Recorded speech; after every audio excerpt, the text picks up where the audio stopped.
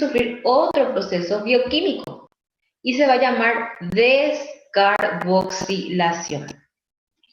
¿Qué significa descarboxilación?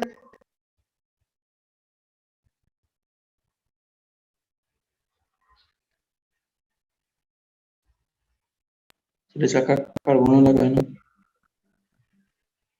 Le saca un carbono, ¿un qué? Carbono. Un carboxilo.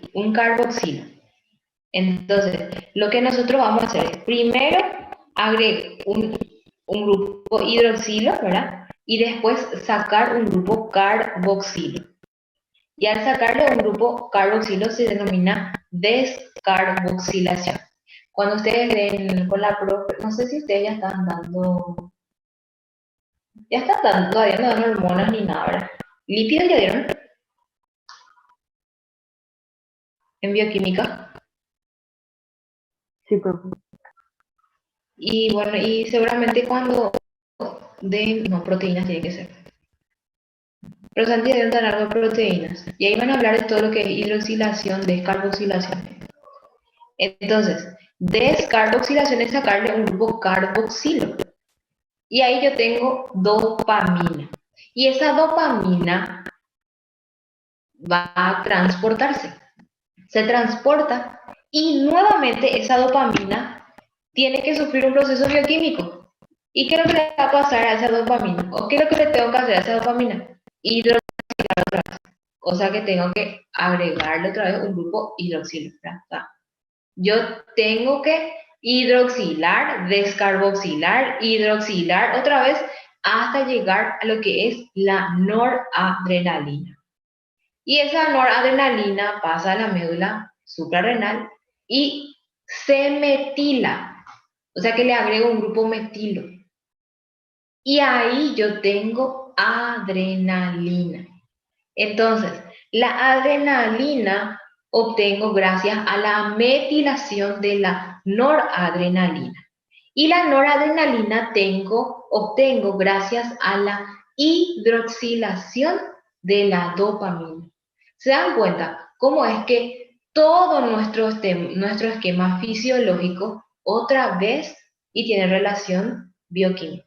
Por eso es que la bioquímica y la fisiología y están ahí de la mano, porque todo es reacción, pues. Y esto es todo bioquímica. Al fin y al cabo, todo tiene una reacción de hidroxilación, descarboxilación, metilación, todo esto es bioquímica. Pero es importante para que yo pueda obtener esto, que es noradrenalina y adrenalina. Y ahí es donde yo digo, entonces, así es que se sintetiza. Y si yo le pregunto a usted en el examen, ¿de dónde obtengo noradrenalina? Y ustedes me van a decir,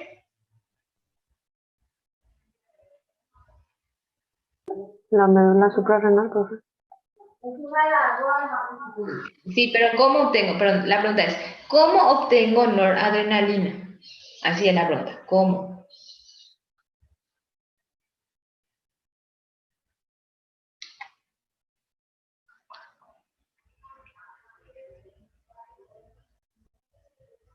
Por la hidroxilación de la dopamina. Yo le voy a poner, por ejemplo, a usted, la hidroxilación, para que no te escuchen. El profe dopamina no me iba a decir. Ah, bueno, entonces, si yo le pongo, por ejemplo, la hidroxilación de la tirosina me da noradrenalina, y eso es cierto o no, según este esquema. Falso. Falso va a ser, porque si bien la tirosina va a ser ahí el primer eslabón en cuanto a las reacciones químicas, el último que me va a dar va a ser la dopamina, ¿verdad? Yo tengo que hidroxilar tirosina para tener dopa, después de dopa otra vez tengo que descarboxilar y ahí tengo dopamina. Y después esa dopamina tengo que volver a hidroxilar, ¿verdad? Y ahí tengo noradrenalina. Y a esa noradrenalina tengo que metilar y ahí recién tengo otra vez adrenalina. Todos estos efectos son muy preguntables para los exámenes, así es que tengan en cuenta estos cuadritos.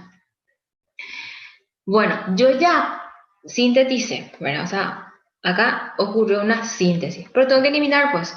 ¿Y cómo es que voy a eliminar o cómo es que ocurre la eliminación de noradrenalina? Y bueno, después de del proceso de secreción, ¿verdad? Por sus terminaciones nerviosas, se tiene que eliminar desde su punto de salida. Y puede ser por tres vías. Uno que es la recaptación, no receptación, ay, yo no sé por qué así. Recaptación, la difusión y la destrucción. La recaptación mediante transporte activo, y el 50 al 80% de la noradrenalina va a sufrir este proceso, ¿verdad? La de difusión desde los líquidos, desde las terminales nerviosas, perdón, hacia los líquidos corporales contiguos y hasta la sangre. Y la destrucción que va a ocurrir gracias a un proceso enzimático. Y ahí viene a actuar todo lo que es la monoamino oxidasa, ¿verdad? Y también la catecol o metiltransferasa, ¿verdad? Entonces, todas estas enzimas, yo no le voy a pedir que me digan el nombre de las enzimas, pero por lo menos, ¿cómo es que voy a eliminar noradrenalina? Y ustedes me pueden citar así bien, tas, tas, tas, tas. Y, por ejemplo, ¿quiénes se encargan de la destrucción? Y bueno, que aunque me digan la destrucción se realiza en forma enzimática, yo voy a estar re mega feliz, porque ni yo no me acuerdo de todas estas enzimas, pero es importante que ustedes conozcan, pues, ¿verdad? Tienen que conocer. Ah, mira, un poco cierto, la monoaminoxidasa era la que se encargaba de destruir la noradrenalina, pero después de leer a veces me acuerdo, así de memoria y no me acuerdo, 20.000 enzimas que tenemos en nuestro cuerpo. Muchísimas enzimas. Lo bueno de las enzimas es que cuando den enzimas se van a dar cuenta que cada enzima tiene el nombre de lo que va a hacer y el lugar donde se encuentra. Eso es lo bueno y todo termina en asa. Entonces es lo bueno que tenemos de las enzimas porque muchísimas enzimas hay en nuestro cuerpo. Y ahí tenemos los receptores de los órganos efectores. Antes de que la acetilcolina, la noradrenalina o la adrenalina segregadas puedan estimular un órgano y debe unirse a sus receptores específicos.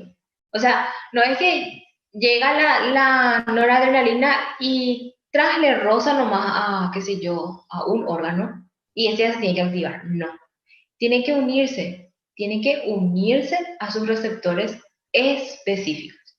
¿Y dónde están esos receptores específicos? Y están en el exterior de la membrana celular, o sea que por fuera.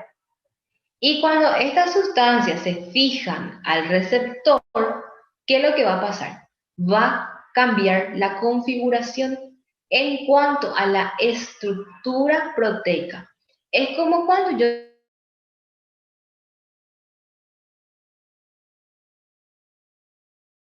y está en la superficie de la casa, o sea, en la parte externa. Y yo quiero entrar en el interior de la casa. Entonces, estas sustancias son como la llave. Y yo introduzco esa llave y es como cuando se une a su receptor. ¿Y qué tengo que hacer? No dejo ahí la llave estático. Tengo que girar, ¿verdad? Entonces, ¿qué pasa? Cambia de conformación. En este caso, una molécula proteica. En el caso de la cerradura, y justamente la cerradura, ¿verdad? O sea, ¿cómo se dice? Cerradura, eso, ¿verdad? Para poder abrir. Cuando ocurre ese cambio de conformación, también va a generar un cambio en la permeabilidad, lo mismísimo que ocurre con la puerta. O sea que antes los ladrones no podían entrar porque estaba llaveado y ahora que está abierto y pueden entrar sin problema. Entonces, cambia la permeabilidad de las membranas celulares frente a un ion en realidad o a más de un ion. Porque en realidad lo que va a hacer es cambiar la permeabilidad iónica. Y gracias a ese cambio de la permeabilidad iónica, es que yo voy a estar activando o inhibiendo, qué sé yo, todas las enzimas que están ligadas a otro extremo de las proteínas receptoras y van a poder salir de esta forma hacia el exterior y cumplir con sus procesos de excitación o de inhibición. Porque yo lo que voy a hacer al fin y al cabo es excitar esa estructura, esa membrana, o voy a poder inhibir. Y va a depender de qué iones es lo que van a estar involucrados, para que yo pueda excitar o pueda inhibir. Y acuérdense otra vez de la membrana. Acuérdense que la membrana en reposo y era negativa. Entonces, ¿qué es lo que pasa cuando yo tengo, por ejemplo, una acción de excitación y los canales que van a ser permeables para que pueda activarse qué sé yo, un impulso, un potencial de acción, es el sodio y también el calcio. ¿Por qué? Porque estos me van a ayudar a positivizar esa membrana y generar por ende un potencial de acción. Entonces, por eso es que ocurre un estado de despolarización de la membrana. Se inicia entonces un estado de excitación celular. Ahora bien, justo ese, porque hay receptores específicos, no es que todas las llaves, acuérdense, ustedes tienen 50 puertas en su casa y ninguna, o sea, tiene tipo una llave maestra que abre todas las puertas. Todas las llaves, todas las puertas tienen una llave específica. Lo mismo va a pasar acá. Entonces, si justo se activó el canal de potasio o si los receptores fueron para permeabilizar los canales de potasio, ¿esto qué va a hacer? Y va a generar un estado de inhibición de las células a nivel de membrana. ¿Por qué? Porque el potasio me va a ayudar a repolarizar otra vez. ¿Y qué significa repolarizar? Hacerlo negativo y disminuir el estado de excitación o de potencial de acción. O sea, voy a terminar ese potencial de acción. Y se activó los canales de potasio. Por eso es que nuevamente todas estas acciones otra vez tienen acción a nivel central. ¿Me están comprendiendo, verdad? Sí, profe. Bueno. Y hay dos tipos principales de receptores para la acetilcolina, que son los receptores muscarínicos y los receptores nicotínicos. Los muscarínicos, productos tóxicos de las setas presentes en todas las células efectoras, así como la síntesis del sistema parasimpático, ¿verdad? Y los nicotínicos, que son los que se presentan en los ganglios autónomos a nivel de la sinapsis, tanto preganglionares y postganglionares, ¿verdad? Y acá hay receptores adrenérgicos, tanto del tipo alfa y del tipo beta. Y cada uno va a tener un receptor específico y un neurotransmisor que va a estar tipo encargado de estimular más a uno que a otro. En el caso de la adrenalina, le estimula por igual tanto a receptores alfa y a receptores beta. Y cada receptor va a tener una acción específica, tanto de excitación como de inhibición. Por ejemplo, los receptores alfa se encargan de la vasoconstricción. ¿Qué quiere decir vasoconstricción? Y una disminución del calibre o de la luz vascular. Y también va a ayudar con la dilatación del iris, con la contracción de los esfínteres. Sin embargo, los receptores beta se encargan más bien de una vasodilatación, todo lo contrario, ¿verdad? Aceleración cardíaca, calorigenia, que es toda la parte de temperatura y demás. Pero esto es tipo un resumen nomás. Esto es del libro. Y acá tenemos así todito lo que puede ofrecer estos receptores adrenérgicos y sus funciones. Esto sí quiero que sepan.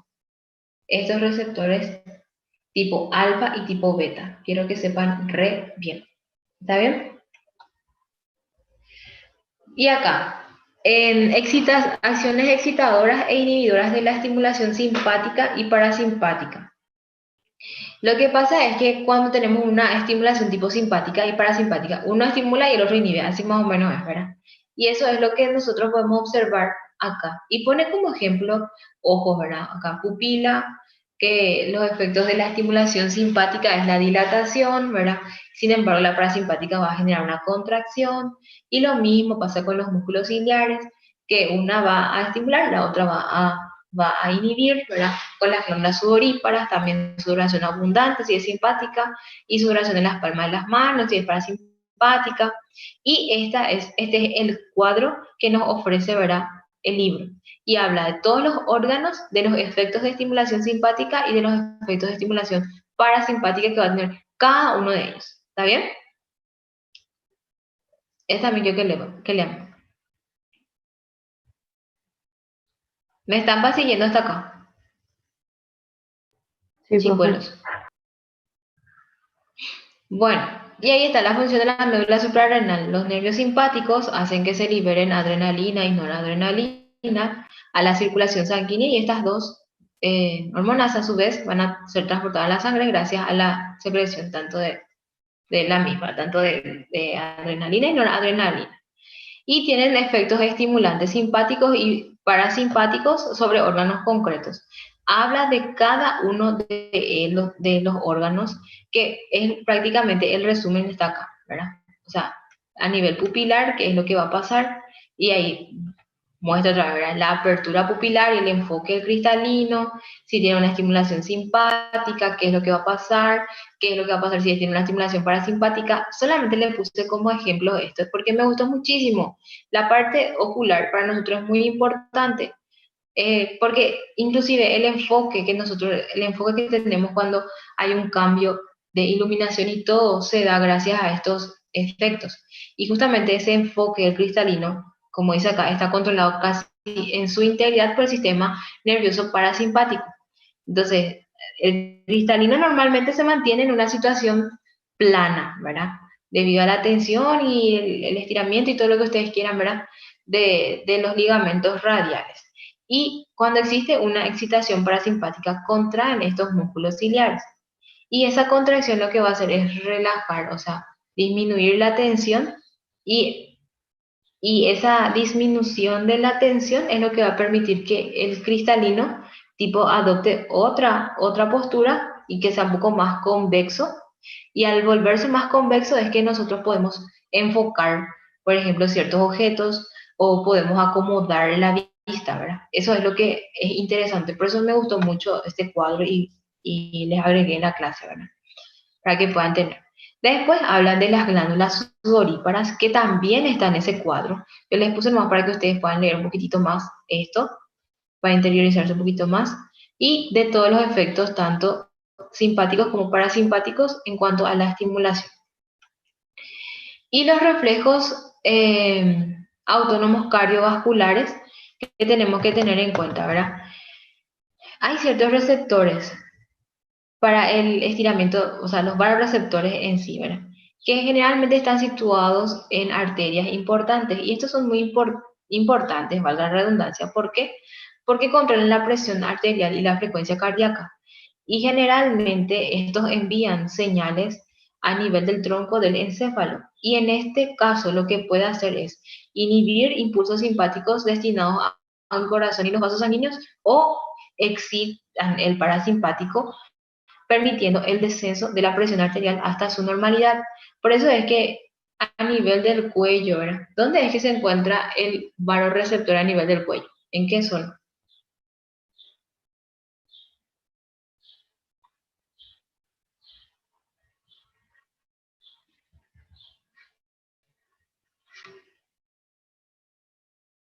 Muy bien. Ahí en la bifurcación en sí, ¿verdad?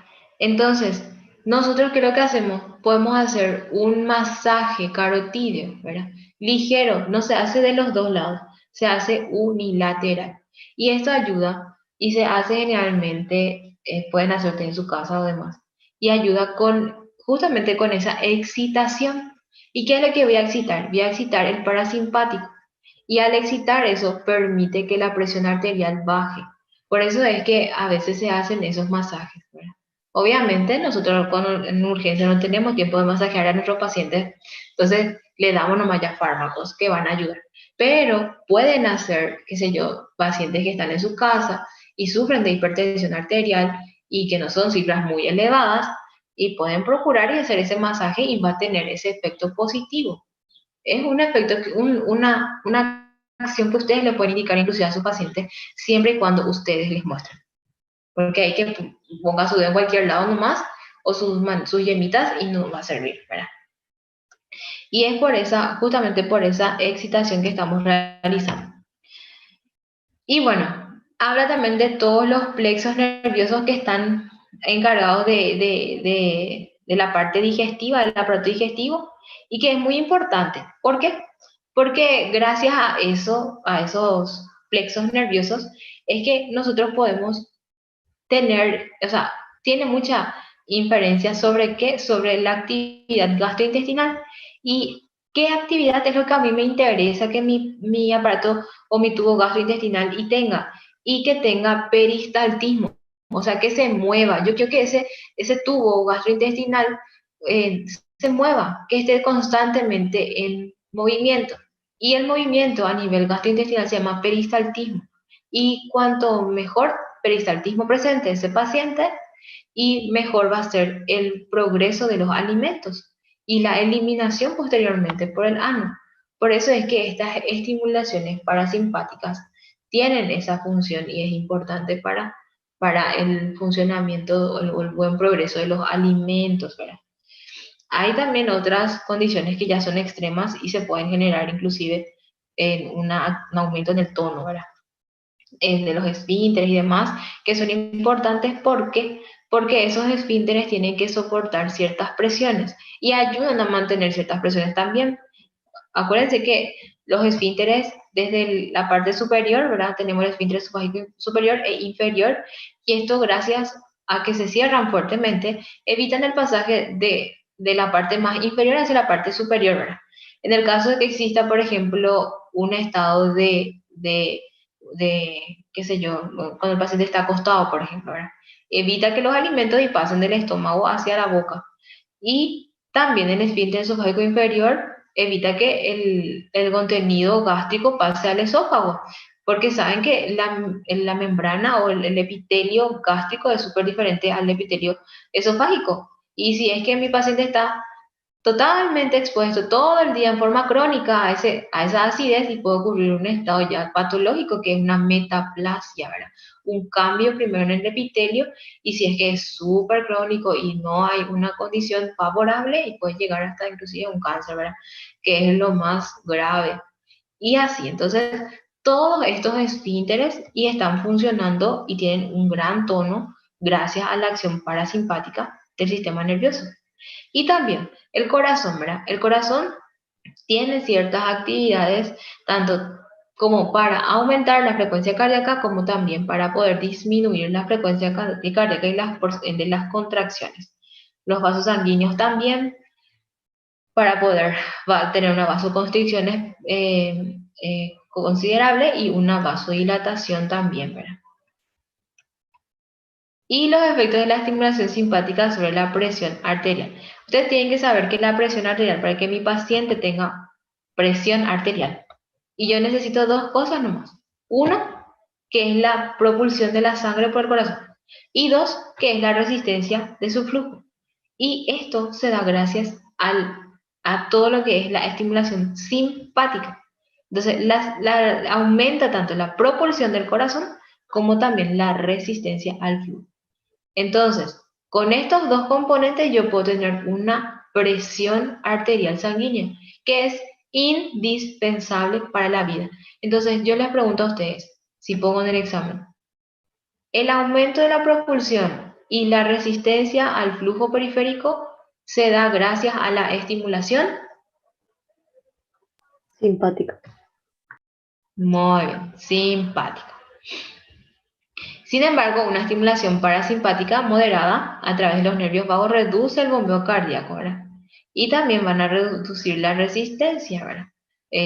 La resistencia vascular periférica, que es lo que estuvimos diciendo, ¿verdad? Estimulación de órganos aislados en ciertos casos y estimulación masiva en otros por parte del sistema simpático y parasimpático. Y acá tenemos la descarga masiva y por parte del sistema simpático. ¿Qué es lo que es la descarga masiva? Y generalmente la descarga masiva se da gracias a que, o se encadena mediante una intensa actividad hipotalámica, ¿verdad? Ante situaciones muy extremas, como por ejemplo el miedo, el dolor intenso, ¿verdad? Las respuestas de alarma o de estrés. Ante estas situaciones se activan este sistema de descarga masiva. Sin embargo, y está a cargo del sistema simpático, ¿no? Sin embargo, el sistema parasimpático se centra más en respuestas específicas localizadas, ¿verdad? Que actúan solo sobre el corazón para aumentar o disminuir la frecuencia cardíaca de los latidos. Sin embargo, esto de la descarga masiva ocurre a diferentes eh, niveles, y es lo que nosotros podemos ver acá. Aumento de la presión arterial, aumento del flujo sanguíneo, ¿verdad? Aumenta la tasa del metabolismo celular por todo el cuerpo, aumenta la concentración sanguínea de glucosa, ¿verdad? Aumenta la glucólisis hepática y muscular, Por eso es que aumenta la concentración sanguínea de glucosa, ¿verdad? Aumenta también las fuerzas musculares, la actividad mental y la velocidad de coagulación sanguínea. O sea que todos estos sistemas de descarga masiva desactivan, o no es desactivan, activan, mejor dicho, todos estos aumentos. Y a eso se le llama respuesta de alarma o estrés en el sistema nervioso. Y está en preguntas en el examen. Bueno, y el control bulbar continuo y mesencefálico del sistema nervioso autónomo, y bueno, y se encarga también de controlar la presión arterial, frecuencia cardíaca, secreciones glandulares, peristaltismo, ¿verdad? Y la contracción de las vejigas. El control de los centros autónomos del tronco del encéfalo por las regiones superiores, y sabemos que todas las señales del hipotálamo y del cerebro influyen en la actividad de casi todos los centros, ¿verdad? Control autónomo del tronco encefálico, centros hipotalámicos que van a ir controlando la temperatura, el aumento o la disminución de la salivación, de la actividad digestiva y el vaciamiento de la vejiga que dijimos desde el principio, ¿verdad? Todo esto va a ir controlando estos centros autónomos. Y los centros autónomos actúan como tacones, dice, ¿verdad? Pero como niveles que van a ir controlando la actividad iniciada tanto a los niveles más altos del encéfalo y hasta llegar a la parte más inferior, ¿verdad? Y las respuestas conductuales que van del hipotálamo, las regiones reticulares del tronco y el sistema nervioso autónomo, que ustedes ya dieron hipotálamo y regiones reticulares. ¿Quiénes nos rindieron? 2 alumnos nos rindieron el examen.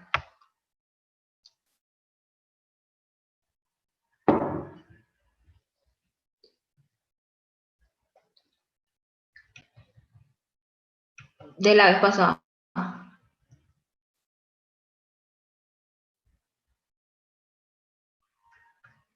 Bueno. Y hay fármacos, ¿verdad? Los fármacos que van a actuar sobre órganos adrenérgicos o efectores adrenérgicos, simpáticos y miméticos. Tenemos la noradrenalina, la adrenalina, metaxomina, y van a ir teniendo diferentes grados de estimulación y a diferentes órganos también simpáticos, y por su duración también de acción, tanto la noradrenalina y la adrenalina, que tienen 1 a 2 minutos en cuanto a generar efectos, ¿verdad? Y otros que van a durar un poquito más en cuanto a la acción, ¿verdad? Ahí tenemos otros que van a estimular también receptores específicos. Tenemos la fenilefedrina, receptores alfa, ¿verdad? Y el salbutamol, que son los receptores beta. Por eso es que los receptores beta, y miren acá les voy a poner, perdón por sus ojitos. Ay, señor.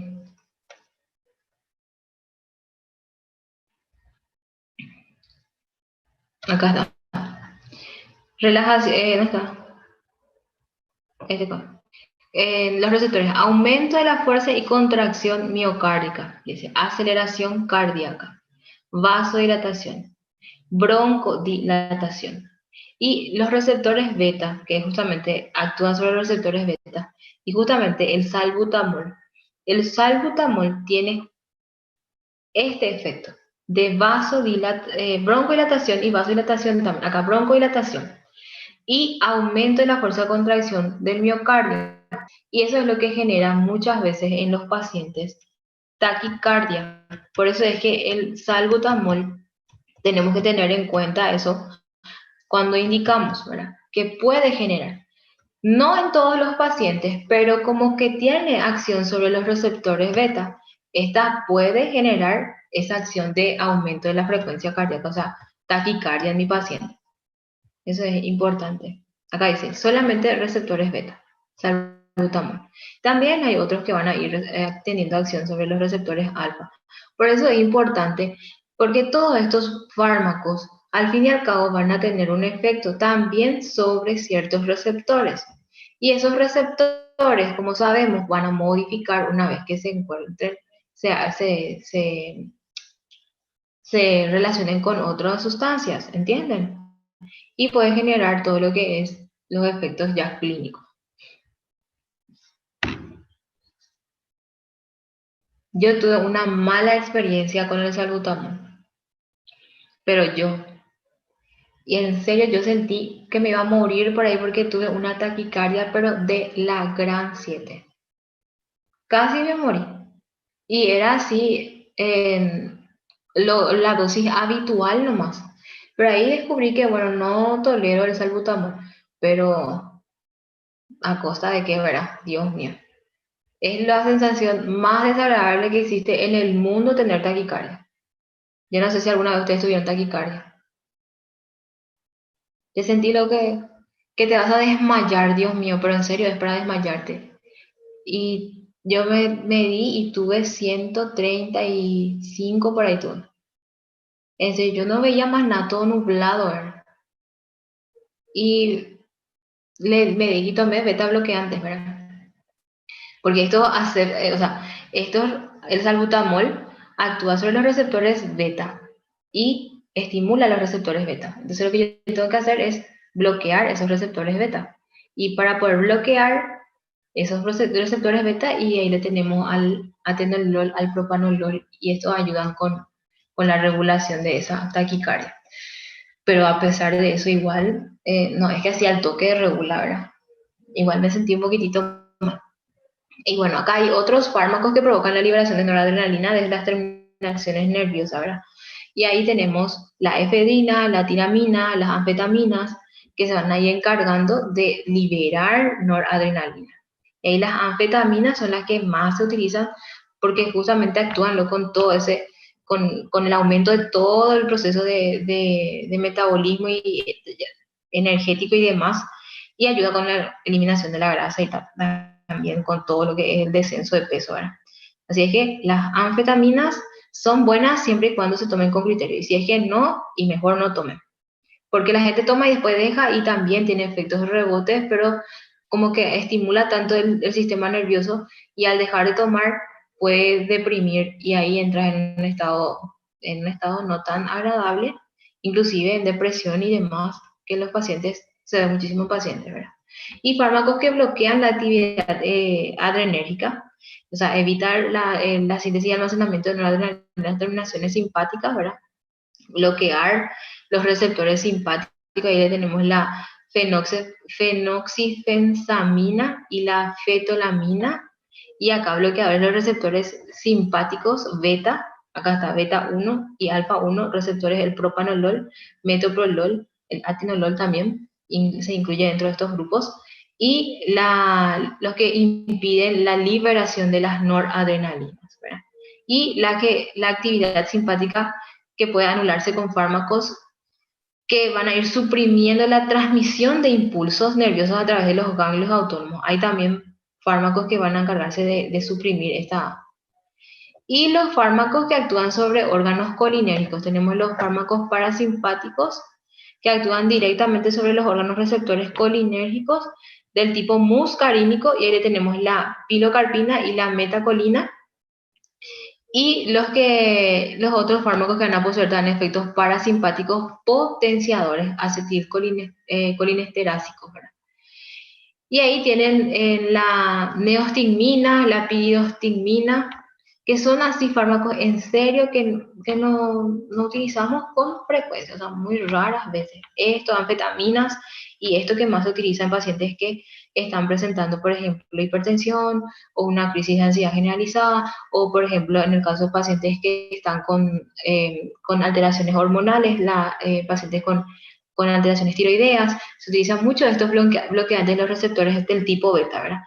Y los demás, en serio, esto de la efedrina, las anfetaminas, eh, se usa también, pero no es con mucha frecuencia y generalmente más se ve en jóvenes.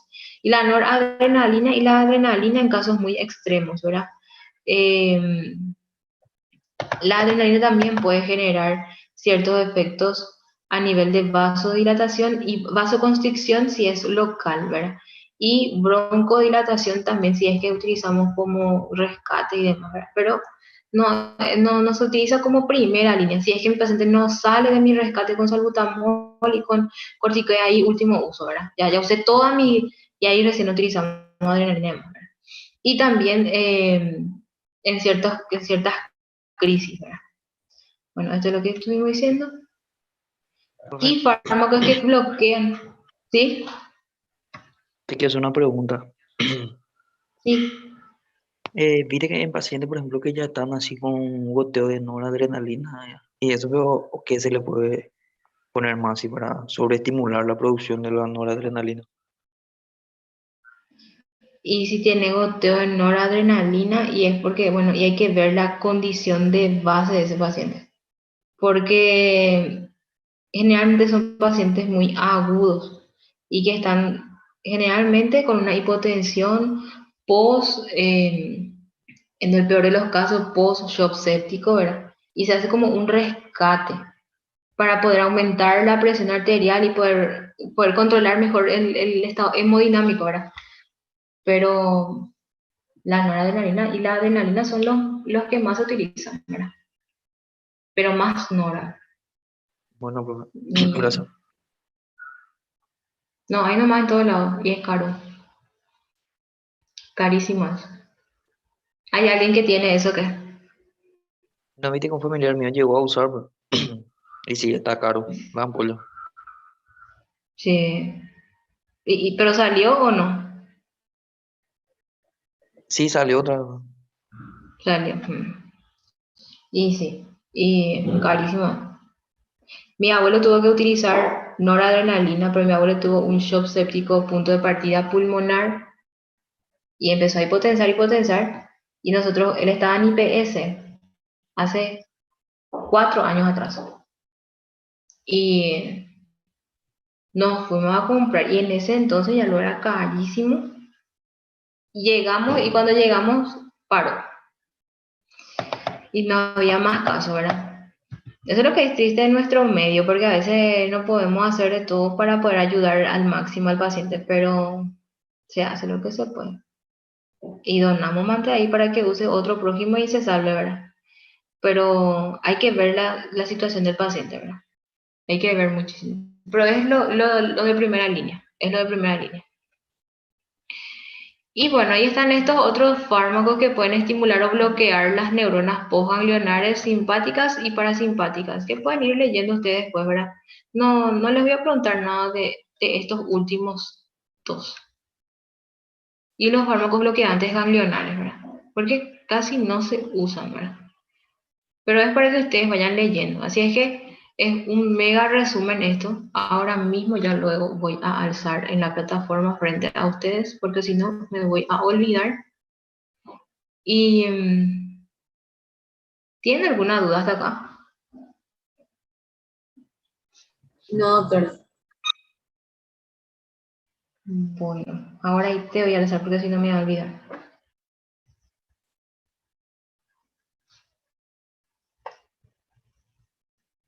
Eh,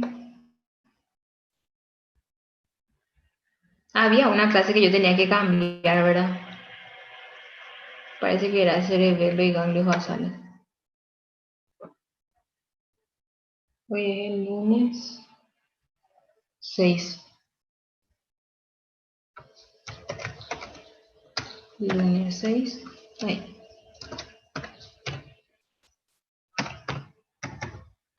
¿Por qué no anda este?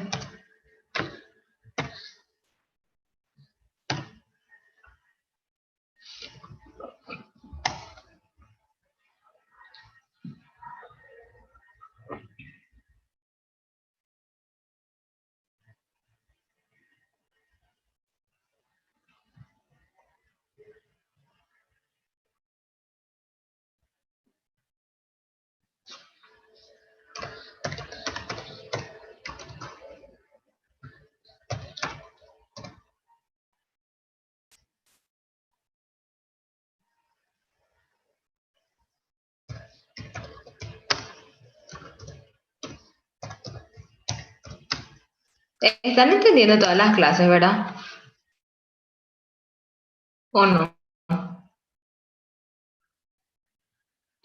Espérenme que quiero ver si este pasa.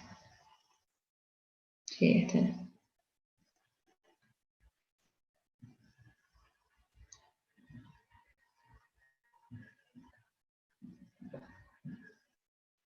Eh,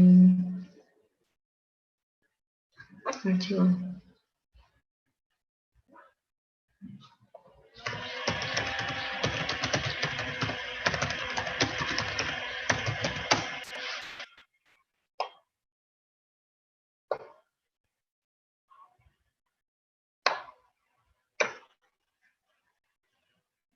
Bueno, ahí ya está ya la clase de hoy.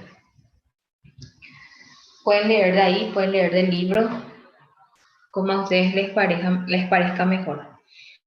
Bueno, chicos, si no tienen más dudas, terminamos todo lo que es ya en sistema nervioso autónomo y los reflejos autónomos, ¿verdad? Que correspondía al día de hoy.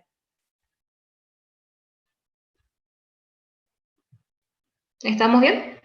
Sí, profe. Ya Profe, llamé, este ya. es capítulo 60, ¿verdad? Capítulo 60.